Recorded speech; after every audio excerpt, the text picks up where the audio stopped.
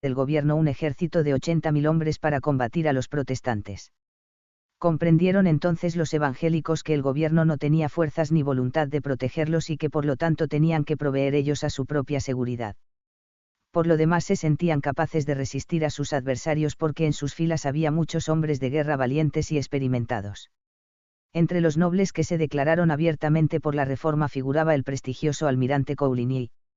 Los del bando hugonote que no se aprestaron a dejarse matar, pues había quienes sostenían ser preferible que morir matando, promulgaron un manifiesto, por el cual declaraban que, al tomar las armas, no tenían más objeto que defender las leyes ultrajadas por el duque de Guisa y que impedirían las blasfemias, las violencias, los robos, los saqueos, el asesinato de mujeres y niños, y que solo emplearían las armas cuando fuesen atacados en alguna forma. A los cristianos evangélicos que decidieron defenderse se les dio el nombre de hugonotes, derivado del alemán, Eyenosen, que significa conjurado, apodo que se aplicó a todos los protestantes franceses por varios siglos. El Papa predicó en Italia una cruzada santa contra los hugonotes, lo cual acabó de agravar la cuestión. A pesar de la maldición papal antes del 2 de abril, estaban en su poder, sin apenas resistencia, Orleans, Tours, Bourges, Poitiers, El Havre, Lyon, Mantouvin, Nimes, Normandía, Poitou, Santonge y la Guayana del Languedoc y del Delfinado. Pero el duque de Guisa, apoyado ahora por los mismos reyes, actuó de forma bien distinta. Puso sitio a Rouen, y después de 5 semanas, la tomó por asalto. El saqueo y degüello duró 8 días con sus noches. Una reina española protestante. Durante el sitio, Antonio de Borbón, uno de los dirigentes del ejército católico, fue herido gravemente. Antonio de Borbón era el esposo de Juana de Albret, reina protestante de Navarra, a la que había abandonado para pasarse con armas y bagajes a los católicos. Esta valerosa mujer, que dirigió lo que entonces era el reino de la Baja Navarra, merecería por nuestra parte un libro entero. Pero como eso no es posible, vamos a dedicarle solamente unas líneas. Cuando Antonio de Borbón se pasó al bando católico, ella se consagró a velar por el bienestar de sus estados. El Papa la ordenó comparecer ante el oficio de la Inquisición en Roma para dar cuenta de su herejía. Entonces formuló una queja internacional contra las pretensiones del papado. Visto esto, el Papa trató de usar la influencia del rey de Francia para ver de aprisionarla, pero Carlos IX, aconsejado por el nunca bien ponderado canciller del hospital, le escribió contestándole que él no tenía facultades como para sustraerla a su jurisdicción real, de no ser por medio de una guerra. El sumo pontífice no insistió más. A pesar de su poder, el papado no se encontraba ya con la misma fortaleza del siglo precedente. Sin embargo, el rey de España, Felipe II, trató de hacer lo que Carlos IX se negó a llevar a efecto. Como encontrara imposible entregarla por los medios que probó, envió espías disfrazados para que la sorprendieran y raptaran en alguna forma, conduciéndola a España prisionera. Pero la reina Isabel de Portugal, esposa de Felipe II, en un acto que no se puede llamar de traición a su esposo, sino de justicia y honradez, la libró de tan inminente peligro advirtiéndola a tiempo de lo que se tramaba. Juana de Albret se distinguió por su fervor y espíritu de oración. Puede decirse que su estado se sostuvo libre durante su reinado por la vida de oración que la caracterizaba. Su esposo murió como consecuencia de las heridas recibidas en Rouen y este hombre, que habiendo nacido en un hogar católico se hizo protestante, para pasarse después al catolicismo otra vez, antes de morir volvió otra vez a abrazar la fe hugonote. Dios es el único que sabe certeramente hasta qué punto fue genuina esa conversión de última hora. Triunfo del partido evangélico. Siguiendo adelante en su deseo de exterminar a los hugonotes, el duque de Guisa se dirigió a Orleans y la sitió. En la noche del 18 de febrero de 1563, Guisa fue herido de un pistoletazo y murió días más tarde. Al morir, manifestó que no había premeditado la matanza de Bassi, origen de esta guerra, sino que fue un accidente. La madre del duque, cuando murió, confesó a sí mismo, a modo de descargo de conciencia, que, durante la matanza exhortó a su hijo para que no degollara a las mujeres encintas. Con la muerte del duque de Guisa cambiaron las cosas y la reina Catalina, considerando imposible el triunfo, varió de táctica, promulgándose el 19 de marzo de 1563 el edicto de pacificación de Amboise. Este nuevo edicto disponía, entre otras cosas, lo siguiente. libre ejercicio de la religión reformada en las ciudades que estaban en poder de los hugonotes el 7 de marzo de 1563. Permiso a los nobles de segunda categoría para celebrar los oficios en sus casas, solo para sus familias, y en todos los valíos, territorios bajo la jurisdicción de un caballero de la Orden de San Juan, dependientes de los parlamentos, permiso para tener un solo sitio de reunión para celebrar culto. Aunque se restringía el culto de tal modo, el edicto terminaba diciendo: cada uno podrá vivir y permanecer en todas partes en su domicilio libremente, sin ser perseguido ni molestado, obligado ni maltratado por causas de conciencia. Buena fe de los vencedores. Este edicto era muy inferior al de enero y no tan favorable a los reformados como aquel, máxime teniendo en cuenta que el partido hugonote era el vencedor tanto en la paz como en la guerra. El almirante Coligny no estaba de acuerdo con la firma del mismo en esas condiciones y decía que, aquel rasgo de pluma destruía más iglesias que las que hubiera podido derribar la fuerza de las armas en 10 años.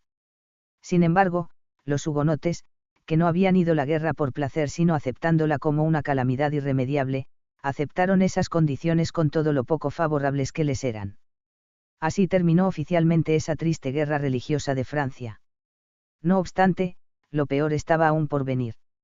Los católicos consideraban el edicto demasiado bueno para los vencedores, y siguieron produciendo atentados verdaderamente inenarrables, todo ello legalizado incluso por diversos decretos del Parlamento de París. En la ciudad de Cahors, un domingo, fueron pasados a cuchillo, cuando se encontraban en sus cultos, 500 hugonotes en menos de 2 horas y en virtud de una orden emanada del obispo católico Pedro Bertrandi. Varias bandas de católicos se dirigieron a Montauban, pero los hugonotes no quisieron ofrecer resistencia ni tampoco entregarse en sus manos, por lo que abandonaron el pueblo marchando al campo. Pero como allí fueran atacados y muertos muchos de ellos, entonces se encerraron en el pueblo donde sufrieron 3 sitios valerosamente. Para dar un reflejo de hasta qué punto había llegado el fanatismo de los católicos franceses en aquel tiempo, referiremos un simple hecho que sucedió en Tolosa, durante los días en que fueron asesinados al grito de «saquear matad», que el Papa y el Rey lo mandan, más de 5.000 hugonotes. Un muchacho, de aproximadamente 12 años, llegó a la ciudad ignorante de lo que en ella pasaba y enseguida le sometieron a interrogatorio. Como no provenía de territorio hugonote ordenaron que rezase el Ave María. No me lo han enseñado, respondió sinceramente el muchacho. Sin otro trámite más, se lo llevaron a la plaza y lo ahorcaron públicamente. El historiador, no protestante, de donde tomamos este dato, dice, imposible sería referir aquí minuciosamente tantos horrores. Beza ha llenado un volumen con su relación, Crespin, Juan de Serres, las memorias de Montluc, de Tabans, de Condé, de Lanoue, y de otros 50 escritores, están llenas de tan horribles crueldades. Nos vemos precisados a dar un buen salto y pasar por alto muchas páginas de la historia sin entrar en detalles acerca de la Tercera Guerra Civil, que, como todas las anteriores, fue provocada por los desmanes del bando católico que no se resignaba a ver a los hugonotes disfrutar de sus derechos. Esta guerra fue una vez más favorable a los hugonotes, y la reina, al verlos de nuevo vencedores y como solía hacer en tales casos para evitar que lo fueran totalmente, les ofreció la paz. Los hugonotes, que debieran haber escarmentado con todo lo que les había sucedido hasta entonces, cayeron otra vez en el lazo y el almirante Coligny firmó el 8 de agosto de 1570 el Tratado de San Germán, en ley. Este tratado fue el más favorable de todos los firmados hasta ese momento.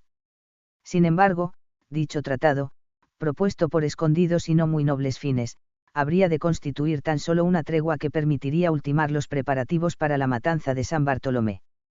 Preparativos para la matanza de San Bartolomé. Esta fue un horrible acto de perfidia que la historia no tiene palabras para condenar, y que solo podía engendrarse en la mente de una mujer astuta y desalmada como Catalina de Médicis. Mediante habilidades diplomáticas logró proyectar el matrimonio de su hija, la princesa Margarita, hermana de Carlos IX, con Enrique, el hijo de Juana de Albret, reina de Navarra. Cuando a la reina Juana le pidieron formalmente su hijo en matrimonio, se sintió grandemente turbada.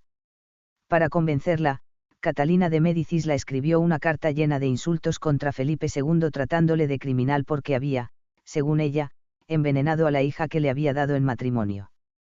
En dicha carta se leen frases tan violentas como esta: yo confundiré el cielo y la tierra o me vengaré de esta injuria.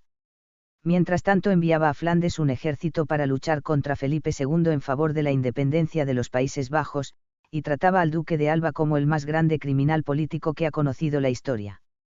Pero Juana, ni quería ser parte en ningún plan vengativo ni veía tampoco claros los móviles de semejante cambio de actitud. Así que escribió una carta a Coligny consultándole sobre el caso. Mi alma, escribía, está angustiada y no sé a qué atenerme. La reina Catalina de Médicis, que ha sublevado España, Roma y Francia contra los pobres y viejos cristianos, y que desde hace 10 años los entrega por centenares al verdugo, viene ahora suplicándonos que aceptemos su hija para un hereje. La reina Juana se dedicó a orar por el asunto y pidió a todos los protestantes que orasen a sí mismo para que Dios les iluminara en tan grave decisión. Cierta noche tuvo un macabro sueño. Se vio en mitad de las pompas nupciales en medio de invitados borrachos, manchados de sangre y vino por todas partes. Cuando percibió que se levantaban todos a una con la intención de asesinarla, se despertó sobresaltada, y pidió a gritos que llamasen al príncipe Enrique para abrazarle. Coligny le escribió poco después con palabras tranquilizadoras y recomendándole que aceptase la oferta de matrimonio entre la princesa Margarita y su hijo Enrique, rey de Navarra. Sin embargo, el almirante tenía también sus inquietudes. Confesó que muchas noches, sobre todo cuando oraba, le asaltaban negros pensamientos, y le machacaba en las sienes una pregunta acusadora: ¿qué estás haciendo de Juana de Albret y de todos tus hermanos en la fe? La reina de Navarra estaba inclinada cada vez más a negar su hijo en tal matrimonio. El rey llamó entonces a Coligny a la corte y escogió una escolta de 50 caballeros protestantes para que le acompañaran a palacio. Trató el almirante de vencer sus oscuros presagios, pero no pudo evitar despedirse con pena de su mujer y parientes. Por todas partes era recibido con el grito de «Plaza al almirante». Las multitudes se agolpaban para verlo y su introducción en la corte, que se encontraba entonces en Blois, se hizo con grandes fiestas y honores. Carlos IX propuso incluso un culto de acción de gracias por la llegada del almirante, como si hubiese ganado alguna reciente batalla. Trágica ironía. Cuando el rey se vio frente al almirante, le dijo con cierta refinada ironía: «Jamás hubo para mí día tan agradable. Ahora os tenemos y no escaparéis de aquí aunque quisierais». Coligny lo miró con una mirada grave y escrutadora. Los circunstantes se miraron igualmente unos a otros. Carlos IX percibió que había cometido un desliz.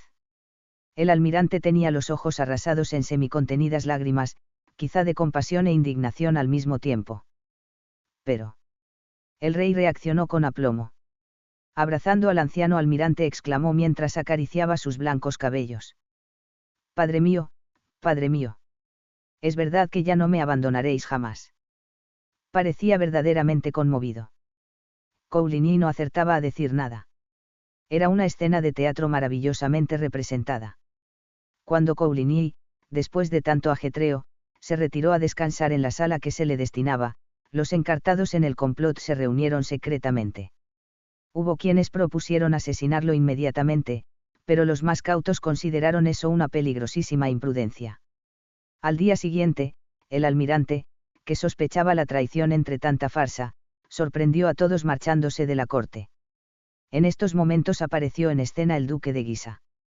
Venía pidiendo justicia por la muerte de su padre, que fue herido en un acto de guerra en Rouen, acusando de la misma al almirante Coligny. Esto vino a completar los planes que fraguaban los reyes. Hicieron al duque instantáneamente cómplice en el complot. Ello tenía una doble ventaja: realizar sus siniestros planes de exterminio de los hugonotes y salvar su responsabilidad haciendo recaer la culpa sobre el duque en caso de ser necesario. Con nueva y bien estudiada farsa, lograron que Coligny volviera a la corte. Mientras tanto, Juana de Albret no se decidía por el matrimonio que se le proponía. Coligny escribía carta tras carta a la reina de Navarra, suplicándola que accediera a los unánimes deseos de la corte y de los protestantes. Ante tanta insistencia, la reina de Navarra se decidió por fin, y prometió ir a París al llegar la primavera. Oposición papal apaciguada. El papa se opuso al principio a este matrimonio de la princesa Margarita con un GRJE, y envió al nuncio apostólico Salviati para pedir al rey que renunciara al casamiento de la princesa con el hijo de Juana de Albret, y que casara a su hermana con el rey de Portugal. «Esperad y veréis cosas buenas», le dijo Carlos. «Antes de poco me darán la razón». El enviado del papa se marchó a los pocos días. Tiempo más tarde llegaba la dispensa del sumo pontífice para celebrarse el matrimonio. ¿Qué le dijeron al padre Salviati? No es necesario detallarlo. Muerte misteriosa de la reina de Navarra. Mientras tanto, Juana de Albret se había puesto en camino hacia la corte de París, abrigando, no obstante, tristes presentimientos de los que no podía sustraerse a pesar de sus vanos intentos. En la corte parisina fue recibida con grandes honores. Pero el escandaloso libertinaje que allí vio, la impresionaron de tal forma que estuvo a punto de marcharse sin realizar el proyectado enlace de su hijo. Sin embargo, los preparativos estaban ya muy avanza. 2. Y Coligny la convenció de que siguiera adelante, que todo se arreglaría conforme a sus deseos. A los 4 días de su estancia en París, Juana de Albret entró en la perfumería de un tal Renato, con el propósito de adquirir unos guantes para la próxima boda real que estaba ya encima. Al salir sintió que la atacaban fuertes mareos, y tuvieron que conducirla rápidamente a palacio. A las 24 horas murió. Catalina de Médicis reunió sus médicos ordenándoles que efectuasen la autopsia. Los forenses informaron no haber hallado síntomas de envenenamiento. Pero el pueblo protestante sospechaba de Renato. Tenía sus razones. Renato era guantero y perfumista de la reina madre, y había intentado por medio de su ciencia asesinar al príncipe protestante de Condé, fracasando porque se descubrió el peligro a tiempo. La inesperada y repentina muerte, con todos los síntomas exteriores de un envenenamiento, da como segura esta suposición. Lo que más adelante sucedió, nos lo confirma todavía más. La boda se retardó por esto algunos días, aunque no muchos, fijándose el acto por fin para el día 17 de agosto de 1572. Mientras tanto, varios amigos trataban de convencer a Coligny de la hipocresía con que obraban los reyes. Pero el almirante no podía creer que el rey y la reina fueran capaces de tanta bajeza. El macabro plan estaba bien organizado. Cuando las fiestas de la boda real trajesen a París a la flor y nata de los protestantes, se llevaría a cabo la destrucción de todos los reformados. La princesa Margarita, quien entonces contaba unos 20 años de edad, no fue ni consultada ni informada debidamente y solamente aceptó obedeciendo órdenes de su madre. Por fin llegó el esperado 17 de agosto. La boda se celebró con gran boato en la Catedral de Notre Dame, de París. Los protestantes no entraron en el templo, con gran escándalo de los católicos. Aún el mismo novio, Enrique de Navarra, en la misa de desposorios, permaneció fuera del templo conversando con algunos nobles protestantes. Millares de hugonotes habían venido de todos los lugares de Francia, y París parecía un hervidero. A las fiestas, bailes, mascaradas, banqueteos que se sucedieron no asistieron más que los católicos. El ambiente estaba, a pesar del esplendor exterior, cargado de oscuras nubes. En medio del bullicio, la plebe repetía frases como estas. No quieren bailar hoy, ya bailarán otro día. Eso revelaba que era del dominio público, sino todo, al menos algo de lo que se trama vea. Atentado contra el almirante Coligny. El día 22, al pasar juntamente con varios de sus amigos delante de la casa del canónigo Propiles de Villemur, el almirante Coligny fue víctima de un atentado.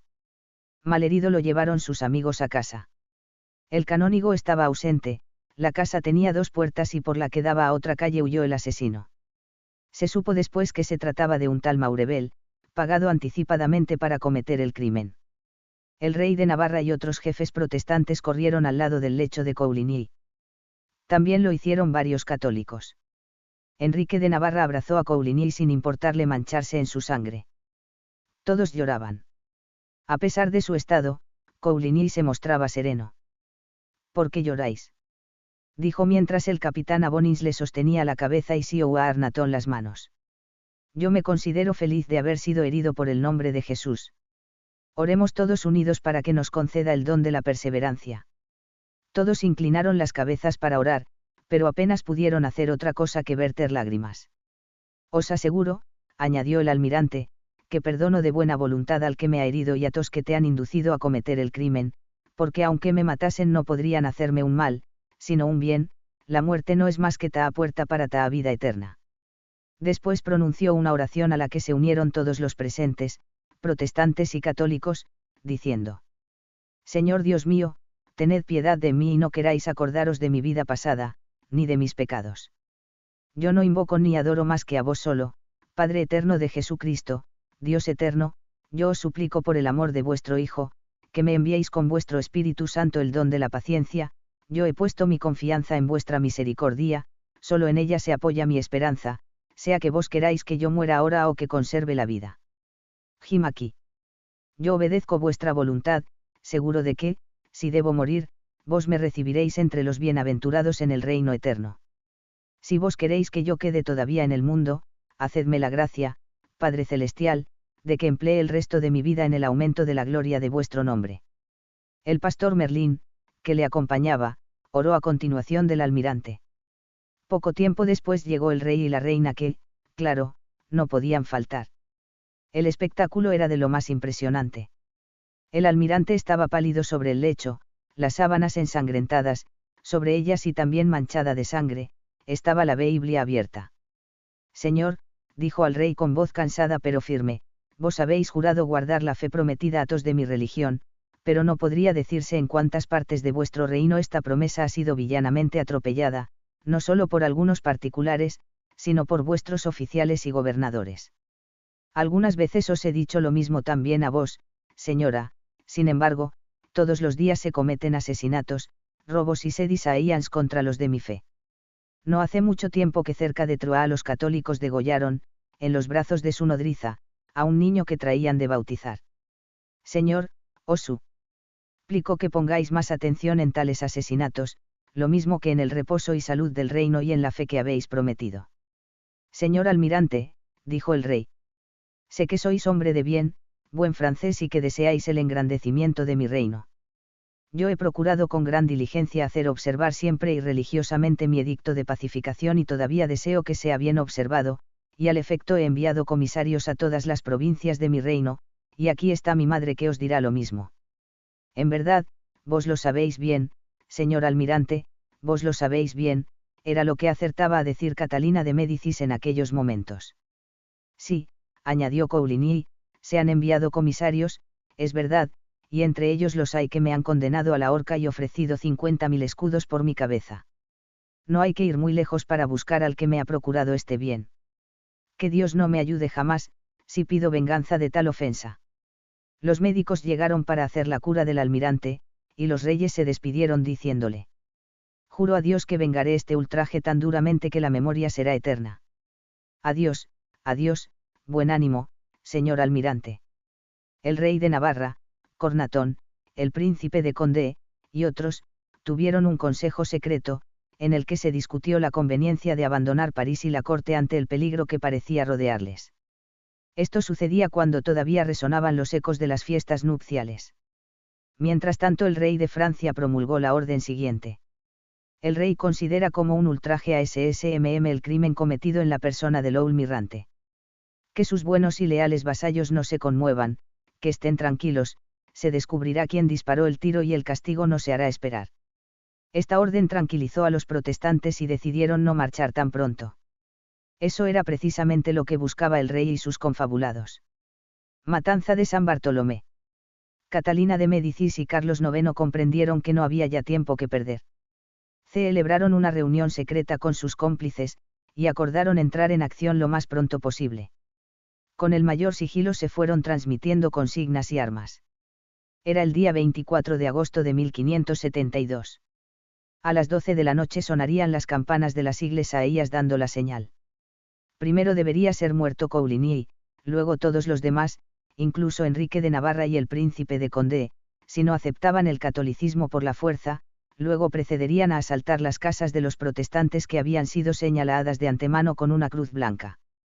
Para reconocerse entre sí los del bando atacante deberían llevar también una cruz blanca sobre el sombrero y un brazalete blanco en el brazo izquierdo. A las 11, la gente ya estaba en grupos próxima a cada casa donde residían los hugonotes. Pero por muchas precauciones que se tomaran, no podía pasar todo ello tan oculto, y muchos hugonotes se despertaron bajando a la calle y preguntando: ¿qué significan estos hachones encendidos a estas horas? Duerman tranquilos, señores, les respondían. Es una fiesta nocturna que van a dar SSMM los reyes. Un grupo de hugonotes marcha hacia palacio, y un centinela les da el alto. A sus preguntas contestan con burlas. La guardia echa mano a las espadas y el primero que se acerca lo atraviesan de lado a lado. Los demás intentan huir, pero son asimismo alcanzados, al grito de, mueran los hugonotes. Catalina dice al rey que ya ha llegado el momento de dar la orden definitiva. Pero Carlos está temblando y no sabe qué hacer. La reina indica a uno de sus pajes que vaya a transmitir la orden, pero el rey alcanzó a cogerle por la capa cuando se disponía a salir corriendo, y después de haber permanecido unos momentos en esa situación, tambaleándose de un lado para otro como un borracho, al fin, sin mirarle siquiera, le dijo: bueno, vete, y, que empiecen.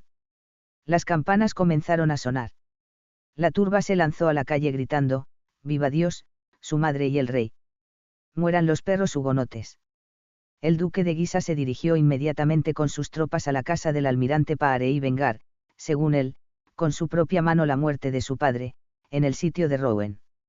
Cuando Coligny oyó los gritos en la escalera de «Mata, mata, mueran los hugonotes! ¡Viva el rey!», se dio perfecta cuenta de la magnitud de aquella inimaginable traición. El pastor Merlín y su criado no se habían despertado y los llamó a gritos. Con la ayuda de ellos se levantó, y los tres se arrodillaron. Coligny dijo: Jesús, Salvador mío, encomiendo mi espíritu en tus manos. Merlín y el criado Yolet repitieron las mismas palabras. Cornatón entró en la sala. Almirante, es que Dios nos llama. Han forzado las puertas y no hay medio de resistir.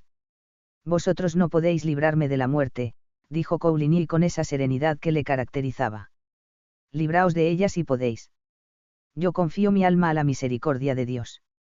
Merlín y Cornatón escaparon milagrosamente.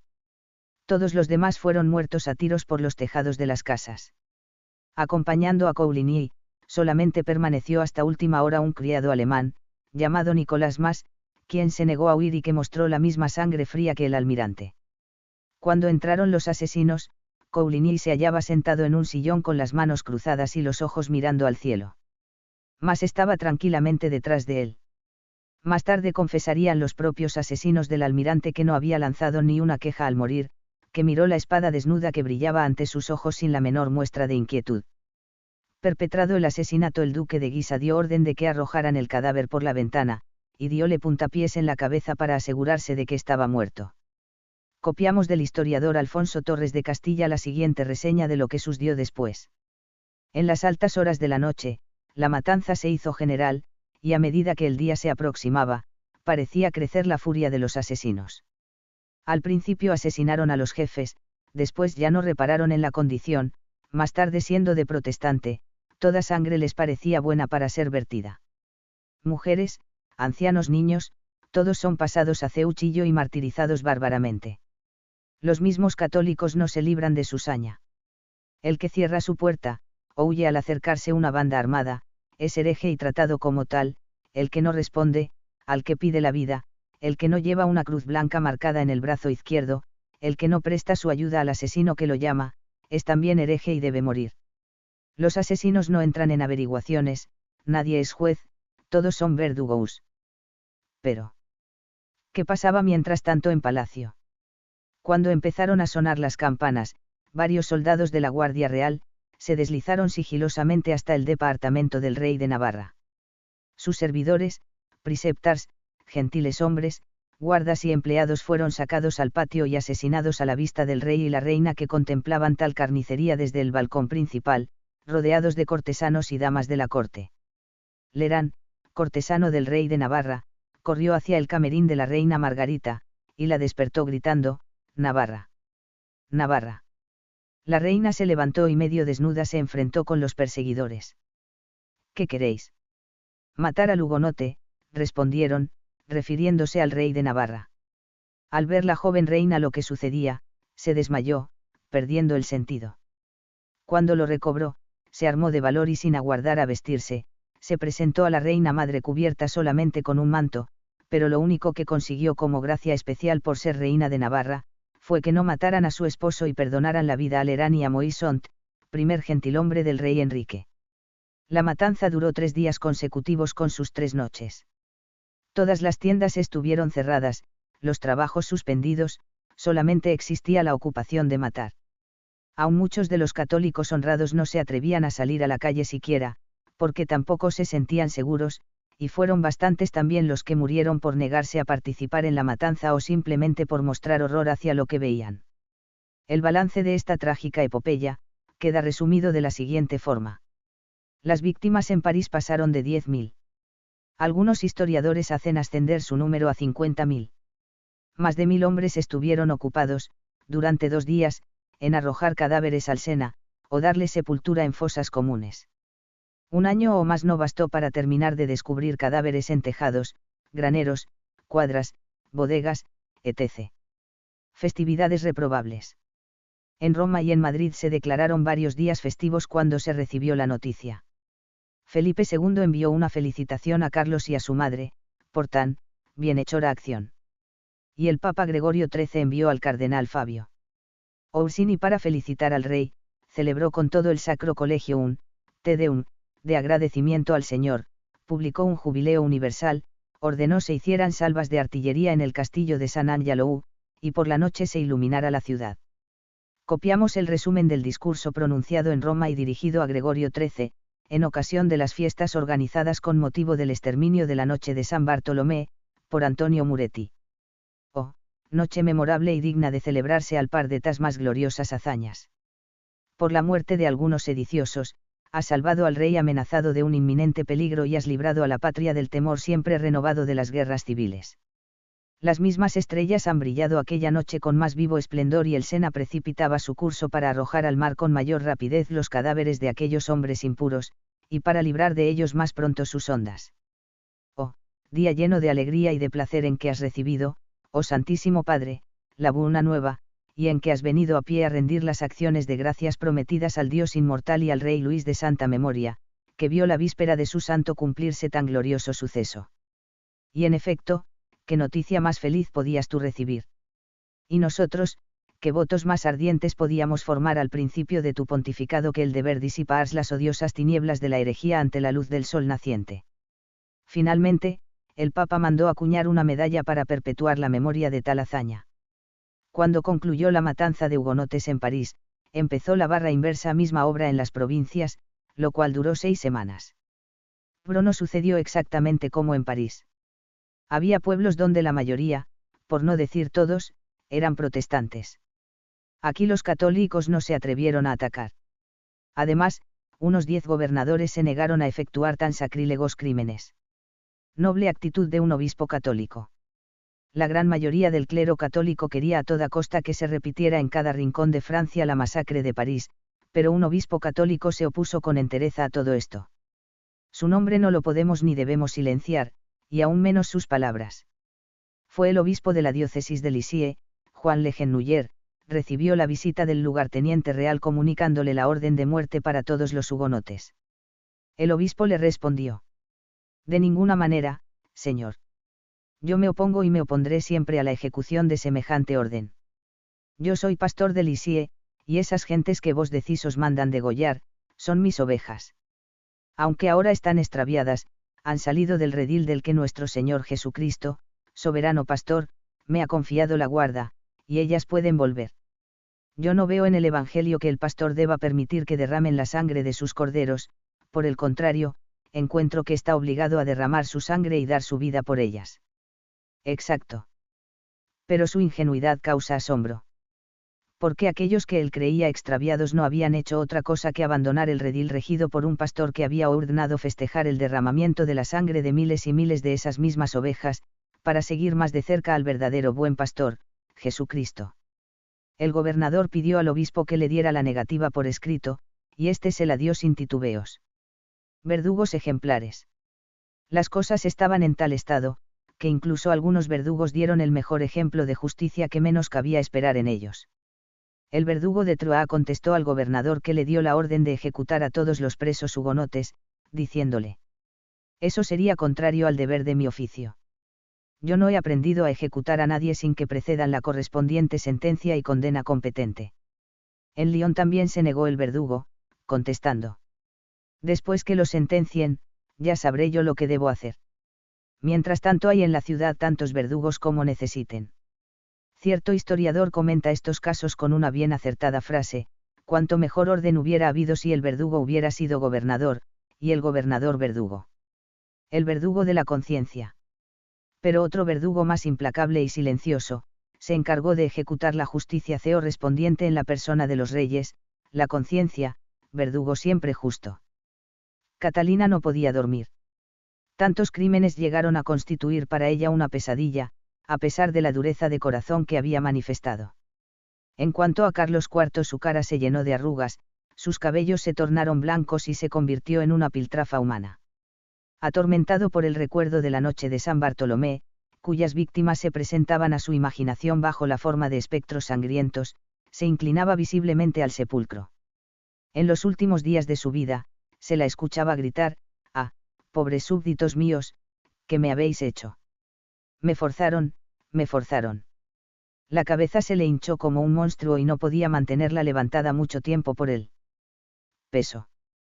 Tenía miedo hasta de que su propia madre lo envenenase y repetía sin cesar, la misma petición que gritaban los hugonotes vanamente: «Misericordia. Misericordia». En esos momentos solamente una mujer no se separaba de la cabecera de la cama, era la que había sido un día su nodriza, la cual no cesaba de hablarle del Evangelio de Cristo, exhortándole al arrepentimiento sincero y a recibir a Jesús como su único Salvador. Esta mujer era protestante. Dirigiéndose a ella algunas veces, el desgraciado Carlos exclamaba: «¡Ay! ¡Ay, chacha mía! ¡Cuánta sangre! ¡Cuánta sangre!». Torturado por los remordimientos, exhaló el último suspiro el 30 de mayo de 1574. Le sucedió su hermano Enrique III, bajo cuyo reinado continuaron las guerras civiles. Este rey hizo asesinar alevosamente al duque de Guisa en un banquete que ofreció en el castillo de Blois, y dio un puntapié en la cabeza sin vida del herido, para asegurarse de su muerte, exactamente como el mismo Guisa había hecho al almirante Coligny la noche de San Bartolomé. Enrique III sucumbió el año siguiente bajo el puñal del dominico Santiago Clemente. El 24 de abril del mismo año, Catalina de Médicis terminaba su vida llena de crímenes y cargada de maldiciones. El Edicto de Nantes. La corona de Francia correspondía ahora a Enrique de Navarra, yerno de Catalina, cuyas bodas dieron lugar a la matanza de San Bartolomé, pero como era hugonote, los católicos que dominaban en la capital le cerraron las puertas. Enrique, para evitar una nueva guerra, decidió pasarse al bando católico, desde el cual creyó podría favorecer mejor a sus hermanos protestantes, y haciendo uso de una de sus salidas gasconas, exclamó: «Cáspita. París, bien vale una misa».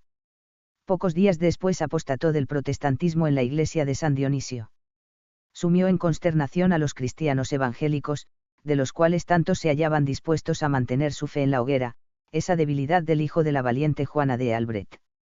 Pero los fines de Enrique eran nobles, aunque el procedimiento no fuera bueno, ya que en 1598 publicó el célebre Edicto de Nantes, por el cual autorizaba a sus antiguos correligionarios para celebrar su culto con toda libertad. Este acto tan justo era demasiado para aquellos tiempos, y muy pronto la Liga Santa, formada por católicos fanáticos, halló manera de deshacerse del peligroso monarca, poniendo en las manos del asesino Ravaillac el puñal que puso fin a sus días el 14 de marzo de 1610. Sucedieron nuevas guerras civiles, pero por fin los protestantes disfrutaron de relativa paz, porque Francia estaba cansada de luchas y los evangélicos, aunque disminuidos a una tercera parte de lo que habían sido antes de San Bartolomé, todavía eran bastantes fuertes para imponer respeto a cualquier gobierno. Pero más que por sus armas, se habían impuesto por su bondad. La administración de los fondos públicos les era confiada antes que a los demás ciudadanos. Estaban en la cabecera de las industrias francesas, en la preparación del hierro, del cuero, del tejido, de la seda y de la lana, y en la fabricación del vidrio. Desgraciadamente este aumento de bienestar entibió su celo religioso y no se hallaban muchos de ellos en estado de soportar con la firmeza de sus padres una era de nuevas persecuciones. En estas circunstancias subió al trono Luis XIV, quien al principio de su reinado fue favorable a los hugonotes, cuya fidelidad le sostuvo en momentos difíciles. Un jefe político llamado Condé, que ambicionaba la corona para sí, les hizo las ofertas más seductoras, pero los hugonotes rehusaron y se declararon por el rey, de tal modo que un alto funcionario declaró más tarde: cuando la corona bamboleaba en la cabeceta del rey, la sujetaron los hugonotes. Revocación del Edicto de Nantes. Pero a medida que Luis XIV se hizo fuerte, el orgullo y el espíritu de dominio le llevaron a la idea de que había que acabar en su reino con un partido que tachaba a su religión de errónea. En tal sentido era presionado por su fanático confesor, el padre Lasieux, que le exhortaba a exterminar a los herejes como un medio para complacer a Dios. Ello interesaba a Luis XIV para compensar los pecados de su vida inmoral. Son conocidos en la historia los desvaríos de ese monarca con numerosas favoritas y particularmente con la famosa Madame de Maintenon, quien había abjurado al protestantismo en su más temprana juventud, y era cruel enemiga de la fe de sus mayores. En 1685 el orgulloso rey Sol publicó la infame revocación del Edicto de Nantes, que fue la ruina de Francia. Dicho decreto prohibía el ejercicio del protestantismo en todo el país. Declaraba que ningún protestante sufriría por el solo hecho de serlo, pero todo culto público había de ser absolutamente suprimido. Todos los pastores debían abandonar el país en el término de 15 días y los que fueran hallados después de este plazo sufrirían la pena de muerte. Como ocurre generalmente en tales casos, la práctica del decreto fue mucho más severa que la letra del mismo, pues regimientos de soldados franceses llamados dragones inundaron los pueblos y ciudades desnudo el sable y gritando: el rey ordena robar y saquear a estos perros hugonotes. Ni la edad, ni la condición, ni el sexo protegían contra su furor. Mártires hugonotes. Inventaban toda clase de tormentos para hacer abjurar de su fe evangélica a los hugonotes. A un labrador llamado Charpentier le introdujeron agua en la boca por medio de un embudo conminándolo para que abjurase. A cada negativa le echaban un nuevo chorro de líquido, hasta que el infeliz murió ahogado entre sus manos. Una viuda noble fue sumergida hasta el cuello en un pozo de agua helada, y después atada medio desnuda a una estufa candente. A las madres lactantes se impedía dar el pecho a sus hijos durante días enteros, hasta que vencidas por los gritos de aquellas criaturas prometían hacerse católicas. El pastor Johnel, de 71 años de edad, fue condenado a morir atado a una rueda. Estando en el suplicio exclamaba: durante 43 años no he enseñado más que la Sagrada Escritura y yo os exhorto a que jamás la abandonéis. Mis sufrimientos son horribles, pero si 1000 vidas tuviera otras tantas sacrificara por el amor de mi Señor que sufrió en la cruz. El verdugo le dijo: ¿quieres predicar aún? Y con un golpe le rompió el brazo derecho. Señor, Dios mío, ten piedad de mí, exclamó el mártir. Dame fuerzas para sufrir. Tú me las concederás. Y el Señor se la otorgó, pues durante 5 horas le quebrantaron todos los huesos, uno tras otro, y no se le escapó ni una queja. En París se instituyó una caja de conversión, espléndidamente dotada por el rey. Se establecía una tasa para cada categoría de individuos según su clase social. El católico que lograba convencer a un protestante recibía una cantidad conforme dicha tarifa. Los aduladores de Luis XIV le llamaban un nuevo Constantino, y segundo Carlomagno, por su obra de aplastar la cabeza del dragón de la herejía, pero lo que logró fue solamente el empobrecimiento de Francia, a causa de los centenares de miles de honrados trabajadores que tuvieron que emigrar. Este empobrecimiento abrió paso a la Revolución Francesa del año 1789 en la que Luis XVI pagó con su cabeza los actos de violencia de sus predecesores. En cambio Suiza, Inglaterra, Holanda, y Norteamérica se enriquecieron por la llegada, tantos miles de industriosos ciudadanos arrojados de su país por la intolerancia religiosa. En el sur de Francia, donde los hugonotes eran más numerosos y fuertes, tuvo lugar alguna resistencia, provocándose una guerra de guerrillas en las montañas de las Cévennes, que duró 10 años, del 1700 al 1710. La Iglesia del Desierto. Aun cuando en 1715 Luis XIV publicó un edicto en el que declaraba que la religión protestante había desaparecido del suelo francés, y aparentemente era así, ya que no quedaba ni un solo templo y los predicadores habían sido todos muertos o desterrados, Dios tenía no 7.000 hombres, sino más de 70.000 que no habían doblado la Roud y el LI delante de Baal, y suscitó al héroe que debía encargarse de reunir de nuevo a los creyentes evangélicos desalentados y dispersos para formar una nueva organización eclesiástica clandestina. Se llamaba Antonio Court. Este valiente hombre de Dios reunió el 21 de agosto de 1715, pocos días después de la muerte de Luis XIV, a 9 jóvenes en una cantera abandonada de los alrededores de Nimes y después de una oración fervorosa les expuso sus planes de restauración clandestina de la Iglesia evangélica en Francia, pidiéndoles su cooperación. Esta empresa fue combatida con ferocidad por los sucesores de Luis XIV. Los cultos celebrados en despoblados eran objeto de especial persecución. A los que eran apresados se les condenaba, los hombres a remar en las galeras, las mujeres a prisión y los pastores ejecutados inexorablemente. De los 7 pastores que se reunieron en el primer sínodo secreto, también en la cantera de Nimes, 5 fueron presos y ejecutados en el transcurso de su primer año de ministerio, pero otros valientes campeones de la fe se apresuraron a tomar su lugar. Los matrimonios que no habían sido bendecidos por los sacerdotes católicos, sino por los pastores del desierto, se consideraban concubinatos y los hijos nacidos de los mismos, ilegítimos, el cura tenía derecho de arrancárselos a sus padres y de imponerles una educación católica en un convento. Los novios que hacían bendecir su unión por un pastor eran condenados a prisión con pérdida de todos sus bienes. El matrimonio de los evangélicos, pues, en Francia, era un paso muy serio, ya que se exponían a pasar una triste existencia conyugal. El riesgo de cada acto religioso de los cristianos evangélicos era terrible, sin embargo se celebraban cultos, matrimonios y bautizos por pastores que tenían que esfumarse inmediatamente, trasladándose a otra parte, y sus servicios eran más solicitados de lo que podían atender, y no eran pocos pastores. Court tuvo el privilegio de educar en su seminario de Suiza a más de un centenar de tales adalides de la fe, que se disponían a servir a Dios y a sus hermanos, sabiendo que con toda probabilidad su ministerio terminaría en el cadalso. Estos abnegados servidores de Dios iban visitando a los cristianos evangélicos, sobre todo en el sur de Francia, y les organizaban en congregaciones. Cada iglesia tenía sus ancianos, encargados de determinar el lugar y el momento en que debían verificarse los cultos del desierto, informar secretamente a los miembros, invitar a los pastores, y proveer a su abrigo y seguridad. Debían dirigir las colectas que se hacían en favor de los presos y administrar los fondos destinados a los viajes y sustento de pastores. Los mártires de las galeras. Muchos cristianos evangélicos dieron sus vidas a causa de las penalidades que tenían que sufrir en las prisiones o remando, juntamente con otros condenados por delitos comunes, en las galeras de la Armada francesa. Las horribles torturas que padecían han sido descritas por un evangélico llamado Juan Marteilbe, que llevó esta vida durante 13 años por el solo delito de haber intentado huir de su patria. Se encadenaba a los condenados de 2 en 2, pasándoles por el cuello una gruesa cadena de 3 pies de largo, y luego con otra cadena, en filas de 100 y de 200, estas cadenas eran tan pesadas que cada condenado tenía que arrastrar 1,5 quintales de peso.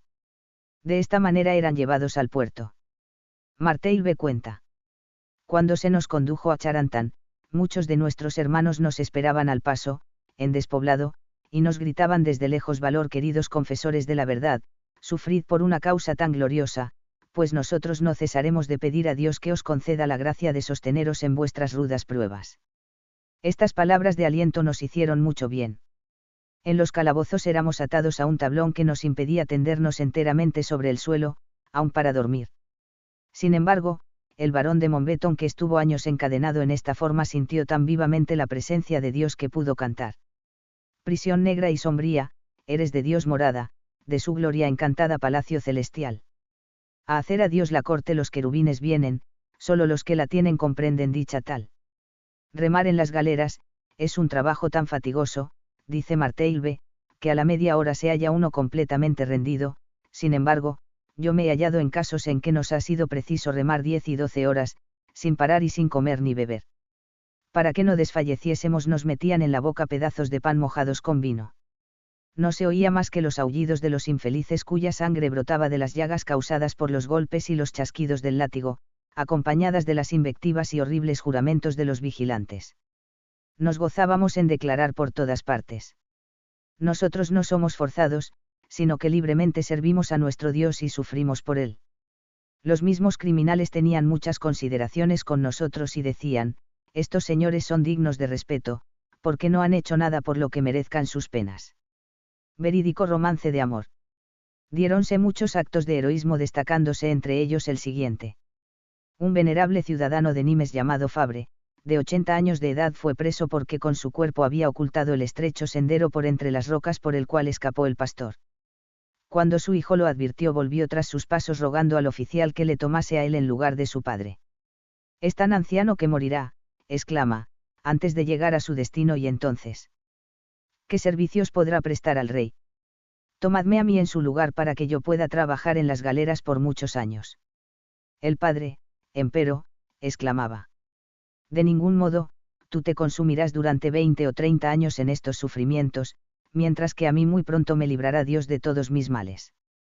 Cuando los feroces soldados se disponían a encadenar a los dos, el joven se apoderó del sable de uno de ellos, y apoyando la espalda contra una roca se defendió con valentía hasta que el padre, para salvar la vida del hijo, consintió en el cambio. Bajo la promesa de que el padre sería libertado, el joven arrojó el sable, fue apresado y arrastrado a la galera. El joven Fabre logró la libertad al cabo de 16 años, gracias a la influencia de un católico de espíritu tolerante en la corte. Su novia esperó el retorno del sentenciado, rehusando todo otro matrimonio. Este incidente fue llevado a la escena por un autor francés bajo el título de Los hugonotes, y contribuyó a mover la opinión pública en favor de la tolerancia religiosa y la consiguiente libertad de los últimos condenados que quedaban en las galeras y de las mujeres que languidecían en la Torre de Constanza, que todavía alza sus siniestros muros al pie del Mediterráneo. El autor tuvo la oportunidad de visitar en 1931, esta fortaleza. Una heroína famosa y tenaz. En dicha torre estuvo presa desde la edad de 18 años María Durán. Su crimen no era otro que el de ser hermana de un predicador del Evangelio. Su padre había sido también encarcelado, porque creían que al saber prisioneros a los suyos el joven pastor abandonaría su misión, pero fue en vano. Las últimas palabras del padre fueron una exhortación a todos para que quedasen fieles en su fe. El hijo siguió predicando hasta el 22 de febrero de 1732, cuando pagó su fidelidad en el cadalso. María Durán quedó en la torre hasta el año 1758 siendo el ángel consolador de sus compañeras. Más instruida que otras les ayudaba, escribía las cartas para las que no sabían hacerlo, leíales la palabra de Dios, entonaba salmos, y animaba a todas con su fervor. En sus horas de ocio se dedicó a grabar con un clavo en la piedra la palabra. Resisted, como una exhortación a perseverar a las mujeres que fueran allí encerradas, cuando Dios la hubiese llamado a su presencia y no pudiera hacerlo personalmente. Pero no fue así. Cuando el príncipe de Beauban, nombrado gobernador de las provincias del Mediodía, visitó esta prisión, quedó tan conmovido por los sufrimientos de aquellas pobres mujeres que se echaron a sus pies implorando su piedad que dijo, el rey puede retirarme el cargo, pero no puede impedirme que yo haga lo que me ordena mi honor y mi conciencia, y abrió la prisión para todas. La más joven de aquellas infortunadas tenía más de 50 años y había sido encerrada allí con su madre a la edad de 8 años. María Durán volvió a su casa paterna pero no halló más que un montón de escombros. Todos sus parientes habían muerto o emigrado. Pasó a Rotterdam, donde la Iglesia reformada le concedió una pensión de 100 escudos que ella repartió generosamente con un anciano indultado de galeras que tenía 80 años. Martirologio pastoral. Si tuviéramos que hacer un relato de los numerosos pastores que dieron su vida como mártires de la fe, haríamos esta historia interminable, solo mencionaremos a Louis Rank, de 26 años de edad que fue ahorcado en Grenoble el 16 de enero de 1745. Marchó al suplicio entonando el versículo 12 del Salmo 118, que en su versión francesa dice así. He aquí el día dichoso. Que responde a nuestro deseo, alabemos a Dios que nos lo ha dado, alegrémonos y regocijémonos en él. A ti clamo, oh Dios mío, guarda y sostén a tus ungidos, a ti solo acudo, mi Dios guarda y defiende a tu pueblo. Su cabeza fue expuesta por escarmiento en la punta de un poste. Su cuerpo arrojado a una cloaca, donde quedó hasta que una mujer católica le dio sepultura en una de sus propiedades. El anciano Jacobo Roger, que pudo servir al Señor por 40 años y fue presto el 29 de abril de 1745, a la edad de 60. Al oficial que le preguntaba quién era le contestó, yo soy el que hace 39 años que buscáis, ya era tiempo que me encontraseis.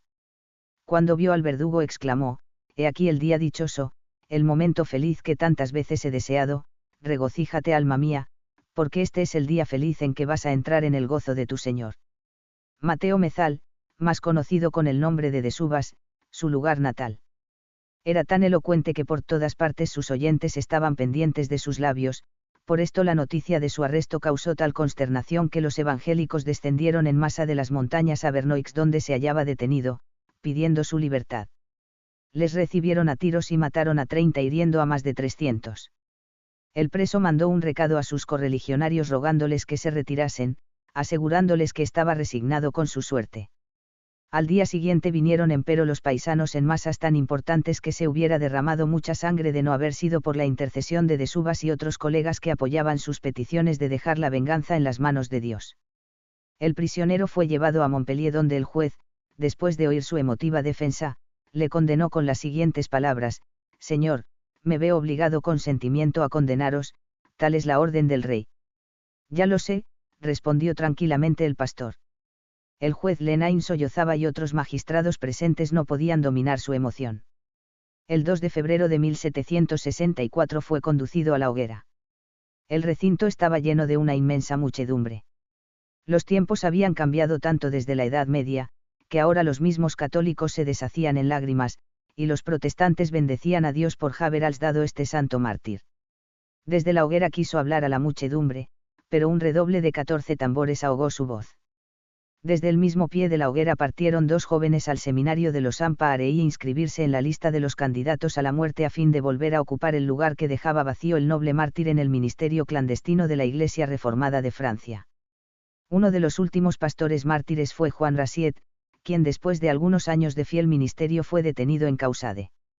Al tener noticias de su detención acudieron para libertarle más de 200 paisanos evangélicos, entre ellos 3 hermanos pertenecientes a una antigua familia noble del condado de Foix, fabricantes de cristales y con acento A, los cuales fueron hechos prisioneros y condenados a morir con su pastor. 4 curas les acompañaron al cadalso exhortándoles a convertirse para librar sus almas de las penas eternas. A estas importunidades respondió Rasiet: Nosotros estamos a punto de comparecer ante un juez más justo que vosotros. Él es el que ha derramado su sangre para salvarnos. Si queréis hablarnos de él estamos prontos para escucharos, pero no nos vengáis con vuestras supersticiones. Al pasar ante la catedral obligaron al pastor a arrodillarse para pedir perdón a Dios y al rey, por el crimen de haber intentado desempeñar indebidamente el ministerio eclesiástico. Arrodillóse en efecto Rasiet, mas para decir con voz firme: Pido perdón a Dios de todos mis pecados y creo firmemente que soy lavado de ellos por la sangre de Jesucristo que nos ha rescatado a gran precio. No tengo que pedir perdón al rey porque siempre le he honrado como ungido del Señor y le he amado siempre como a padre de la patria. He sido siempre un súbdito honrado y fiel y me parece que los jueces que me han sentenciado están bien convencidos de ello. He predicado siempre a mi rebaño la paciencia, la obediencia y la sumisión, y mis sermones que andan en manos de muchos se resumen en estas palabras: temed a Dios y honrad al rey. Si he contravenido a sus leyes en lo tocante a las asambleas religiosas, fue porque Dios me lo ordenaba. Por lo que mira a la justicia, yo no la he ofendido y ruego a Dios que perdone a mis jueces. Cuando el verdugo le exhortaba a morir al menos en la fe católica, le respondió: juzga tú mismo cuál religión es la mejor, la que persigue o la que es perseguida. Los 4 condenados subieron valerosamente al cadalso, entonando en alta voz el himno de los mártires franceses que empieza diciendo: He aquí el hermoso día. Más pronto el canto iba siendo más débil porque las voces de los cantores eran apagadas por la espada del verdugo. El más joven, que tenía 20 años, quedó solo cantando los versos siguientes. Gim aquí, a pesar de la envidia rescatado de las manos de la muerte, el Dios fuerte me ha devuelto la vida y yo celebraré su bondad. Quiero celebrarla con nuevo ardor. Porque él en mi dolor mortal ha sabido socorrerme. El mismo verdugo estaba conmovido y le dijo: acabas de ver morir a tus hermanos, abjura para no perecer como ellos. Abjura, conviértete. Gritaron miles de voces salidas de la muchedumbre que llenaba la plaza. El mártir respondió con toda calma al verdugo: cumple con tu deber. Así podríamos llenar millares de páginas, pero estos ejemplos son suficientes. La Revolución Francesa. Poco a poco la tenacidad de los protestantes ablandó el corazón de sus convecinos católicos o indiferentes en religión, los cuales, en su inmensa mayoría no les denunciaban sino que procuraban ayudarles a burlar las injustas leyes de intolerancia. Pero el alto clero se oponía todavía a las reformas que, para suavizar la suerte de los evangélicos, querían introducir en la legislación algunos ministros ilustrados del nuevo soberano Luis XVI. No se daban cuenta de que con su intransigencia con respecto a esta y otras libertades, no hacían sino favorecer el escepticismo religioso preconizado por Voltaire y los intelectuales enciclopedistas. De este modo preparaban el terreno para la terrible Revolución Francesa en la que millares de clérigos católicos y tantos otros franceses perdieron la vida. Sabido es que esta revolución cambió la figura política de Francia y afectó a todas las naciones de Europa y del mundo. Resurgimiento contemporáneo del protestantismo. Las matanzas, las hogueras, los destierros, las galeras, las cárceles, las conversiones forzadas, el rapto de niños para ser educados en conventos. Todo ello no podía menos que mermar a los reformados franceses. De las dos